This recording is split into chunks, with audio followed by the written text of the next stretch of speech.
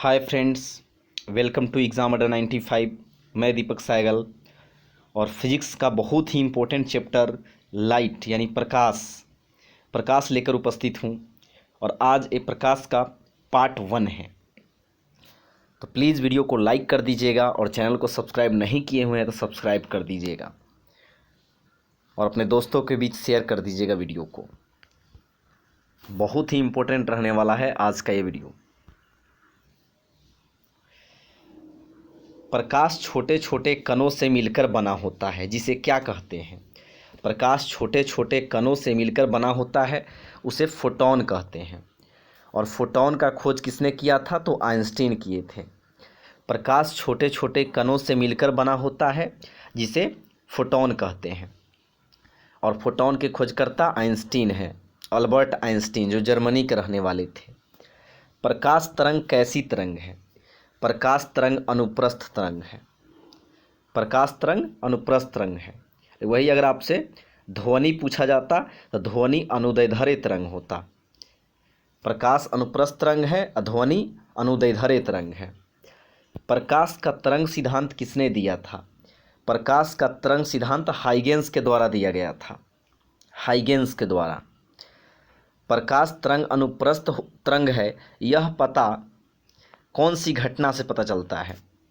तो प्रकाश तरंग अनुप्रस्थ तरंग है, यह पता ध्रुवीकरण से पता चलता है। ध्रुवीकरण को इंग्लिश में पोलराइजेशन कहते हैं। पोलराइजेशन। तो पोलराइजेशन इवेंट से पता चलता है कि प्रकाश तरंग अनुप्रस्थ तरंग है। प्रकाश में विद्युत चुंबकीय स्वरूप की खोज किसने किया था? प्रकाश में विद्युत चुंबकीय स्वरूप की खोज मैक्सवेल के द्वारा किया गया था। मैक्सवेल के द्वारा। अगला प्रश्न है, सर्वप्रथम किसने दिखलाया प्रकाश तरंगों का विवर्तन होता है? सर्वप्रथम किसने दिखलाया प्रकाश तरंगों का विवर्तन होता है? तो ग्रेमाल्डी के द्वारा दिखाया गया। ग्रेमाल्डी दिखाया था सबसे पहले कि प्रकाश तरंगों का विवर्तन होता है। प्रकाश विद्युत प्रभाव का प्रतिपादन किसने किया था? प्रकाश विद्युत प्रभाव का प्रतिपादन आइंस्टीन किए थे। आइंस्टीन। और इसी कार्य के लिए आइंस्टीन को 1921 ईस्वी में नोबेल प्राइज़ से नवाजा गया था। नोबेल प्राइज़ से। प्लीज़ वीडियो को अभी ही लाइक कर दीजिएगा। लास्ट में आप भूल जाते होंगे, प्लीज़ वीडियो को लाइक कर दीजिएगा। काफ़ी इम्पोर्टेंट आपके लिए वादा किए थे, नोट्स लाएंगे और ला रहे हैं। प्रकाश विद्युत प्रभाव का प्रतिपादन किसने किया था? तो आइंस्टीन किए थे। 8 नंबर है, कौन सी घटना प्रकाश व ध्वनि में घटित नहीं होता है? तो प्रकाश और ध्वनि दोनों में घटित नहीं होता है, यानी कोई किसी एक में होता है प्रकाश में तो ध्रुवन हो जाएगा। पोलराइजेशन। पोलराइजेशन एक ऐसी घटना जो दोनों में घटित नहीं होता है। अगला प्रश्न है 9 नंबर, किसी अवरोध की ओर से प्रकाश का मुड़ना क्या कहलाता है? किसी अवरोध की ओर से प्रकाश का मुड़ना विवर्तन कहलाता है। विवर्तन। कौन सा सिद्धांत प्रकाश के तरंग प्रकृति की पुष्टि करता है? कौन सा सिद्धांत प्रकाश के तरंग प्रकृति की पुष्टि करता है? व्यक्तीकरण का सिद्धांत। व्यक्तीकरण का सिद्धांत। कौन सा सिद्धांत प्रकाश के तरंग प्रकृति की पुष्टि करता है? व्यक्तीकरण का सिद्धांत। प्रकाश विकिरण की प्रकृति कैसी होती है? तो प्रकाश विकिरण की प्रकृति होती है तरंग और कण के समान होती है। तरंग और कण के समान होती है। 12 नंबर प्रश्न है, प्रकाश के चिकने पृष्ठ से टकराकर वापस लौटने की घटना क्या कहलाती है? प्रकाश के चिकने पृष्ठ से टकराकर वापस लौटने की घटना परावर्तन कहलाती है। परावर्तन। प्रकाश के ध्रुवन से सिद्ध होता है कि प्रकाश तरंगे क्या है? तो प्रकाश में ध्रुवन से पता चलता है, सिद्ध होता है, प्रकाश तरंगे अनुप्रस्थ तरंगे हैं। प्रकाश तरंगे अनुप्रस्थ तरंगे हैं। प्रकाश का वेग सर्वप्रथम किसने ज्ञात किया था? प्रकाश का वेग सर्वप्रथम रोमर ज्ञात किया था। रोमर।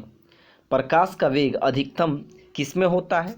तो प्रकाश का वेग अधिकतम निर्वात में होता है। निर्वात उसको कहते हैं जहाँ पर हवा बिल्कुल ना हो, उसको निर्वात बोलते हैं। इंग्लिश में वैक्यूम बोलते हैं।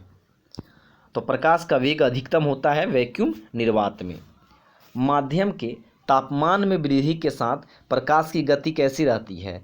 तो माध्यम के जब तापमान में वृद्धि कराते हैं तो प्रकाश की गति वैसी ही रहती है, कोई उस पर असर नहीं पड़ता है, कोई रिएक्ट नहीं करता है, तो वैसी ही रहती है। अगला प्रश्न है 17 नंबर, बहुत इंपॉर्टेंट। जल, कांच व हीरा में प्रकाश की चाल का क्रम क्या है? जल, कांच व हीरा में प्रकाश की चाल का क्रम क्या है? तो सबसे ज़्यादा जो होता है चाल जल में होता है, उसके बाद कांच में होता है और उसके बाद हीरा डायमंड में होता है। तो ये बहुत ही इंपॉर्टेंट है, इसको याद रखिएगा। जल, कांच व हीरा में प्रकाश की चाल का क्रम क्या है? जल में सर्वाधिक होता है, उसके बाद कांच में होता है और उसके बाद हीरा में होता है।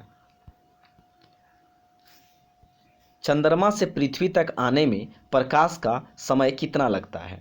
तो चंद्रमा से पृथ्वी तक आने में प्रकाश को 1.3 सेकेंड लगता है, 1.3 सेकेंड लगता है।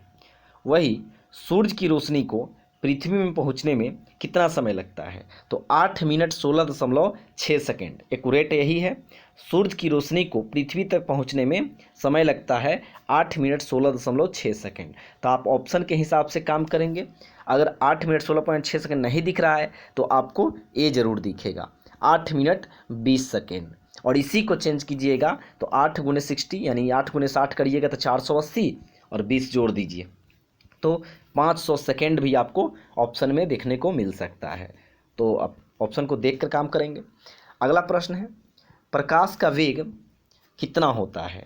प्रकाश की वेग या चाल कहें तो 3 × 10⁸ मीटर पर सेकेंड होता है। प्रकाश का वेग 3 × 10⁸ मीटर पर सेकेंड होता है। अगला है सूर्य ग्रहण के समय सूर्य का कौन सा भाग दिखाई देता है? सूर्य ग्रहण के समय सूर्य का कौन सा भाग दिखाई देता है? तो किरीट या कोरोना, किरीट को ही कोरोना कहा जाता है और सूर्य ग्रहण के समय वह दिखाई देता है। सूर्य ग्रहण का अधिकतम समय कितना होता है? सूर्य ग्रहण का अधिकतम समय 460 सेकेंड होता है, 460 सेकेंड।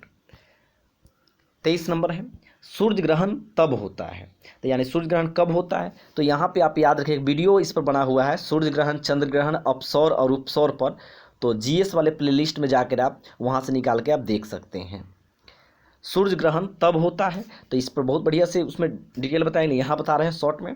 सन, मून और अर्थ, सन, मून और अर्थ सूर्य ग्रहण के लिए है। तो बीच में जब मून आ जाएगा ना तो सूर्य ग्रहण हो जाएगा।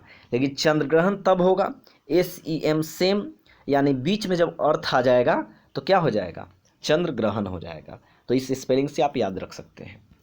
सूर्य ग्रहण किस दिन होता है? सूर्य ग्रहण अमावस्या के दिन होता है।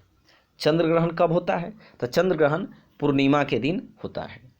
एक काटा हुआ हीरा जगमगाता है, क्यों? तो पूर्ण आंतरिक प्रवर्तन के कारण, पूर्ण आंतरिक प्रवर्तन के कारण, टोटल इंटरनल रिफ्लेक्शन के कारण एक काटा हुआ हीरा जगमगाता है। पानी भरे बर्तन में सिक्का उठा हुआ प्रतीत होता है, किस कारण से? तो प्रकाश के अपवर्तन के कारण से। फ्रेंड्स, जहाँ भी तिरछा दिखना, टेढ़ा दिखना, मुड़ा हुआ, सिक्का उठा हुआ, ये सब आएगा तो सब जगह प्रकाश के अपवर्तन ही आप आंसर मारिएगा। जैसे कहेगा कि एक बकेट है, बाल्टी है, बाल्टी में एक छड़ रखा हुआ है और धूप, यहाँ पे क्या हो रहा है ना, देखिएगा हम लोग नहाते समय बाल्टी में कुछ रखे रहते हैं, मतलब मान लीजिए आप छड़ रख दीजिए तो क्या होगा, वो तिरछा दिखता है। तो इसका भी कारण क्या है ना, प्रकाश का अपवर्तन है। सिक्का रख दीजिएगा, सिक्का उठा हुआ प्रतीत होगा, ये भी क्या है ना, प्रकाश के अपवर्तन का कारण है। अगला प्रश्न है 29, जब प्रकाश की किरण विरल माध्यम से सघन माध्यम में जाती है तो क्या होती है? तो अभिलंब की ओर झुक जाती है। जब प्रकाश की किरण विरल माध्यम से सघन माध्यम में जाती है तो अभिलंब की ओर झुक जाती है। 30 नंबर है पूर्ण आंतरिक प्रवर्तन होता है जब प्रकाश सघन माध्यम को और आपतन कोण के अधिक के साथ होता है। पूर्ण आंतरिक प्रवर्तन कब होता है? जब प्रकाश सघन माध्यम को और आपतन कोण के अधिक के साथ होता है, तब जाकर पूर्ण आंतरिक प्रवर्तन होता है। अगला प्रश्न है इंद्रधनुष बनने का कारण क्या है? अपवर्तन एवं प्रवर्तन है। प्रकाश का अपवर्तन और प्रवर्तन के कारण ही इंद्रधनुष बनता है। इंद्रधनुष हमेशा सूर्य के विपरीत बनता है। इंद्रधनुष में 7 रंग होते हैं।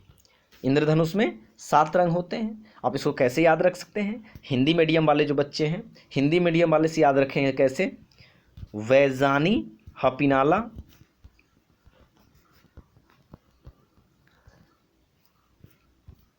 बैजानी हपिनाला, बै से हो जाएगा बैगनी, जा से जामुनी, नी से नीला, ह से हरा, पी से पीला, ना से नारंगी और ला से लाल। अब इससे प्रश्न कैसे बनता है? तो बीच बीच मध्य कलर कौन सा है? तो 3 इधर काट दीजिए, 3 इधर काट दीजिए, तो मध्य का कलर आपका हरा निकल के आता है। कभी कभी ये भी पूछा जाता है पीला और लाल के बीच में क्या है? तो नारंगी। तो ये आप याद रखेंगे तो इससे आपका कंप्लीट हो जाएगा। इंग्लिश मीडियम वाले जो बच्चे हैं वो कैसे याद रखेंगे? VIBGYOR, विबगयोर। V से वायोलेट, I से इंडिगो, B से ब्लू, G से ग्रीन, Y से येल्लो, O से ऑरेंज और R से रेड होगा। तो इस तरह से आपका क्लियर हो जाएगा। तो इंद्रधनुष हमेशा सूर्य के विपरीत बनता है और इंद्रधनुष के बीच में 7 रंग होता है। इसको हम क्लियर कर दिए। लास्ट प्रश्न है, मृगमरीचिका बनने का कारण क्या है? तो मृगमरीचिका को हम लोग भ्रम भी बोलते हैं और ये पहाड़ी, ये मरुस्थल क्षेत्र में, जैसे कि थार रेगिस्तान क्षेत्र में ये सब देखने को मिलता है। राजस्थान में थार रेगिस्तान है तो उधर देखने को मिलता है ये सब।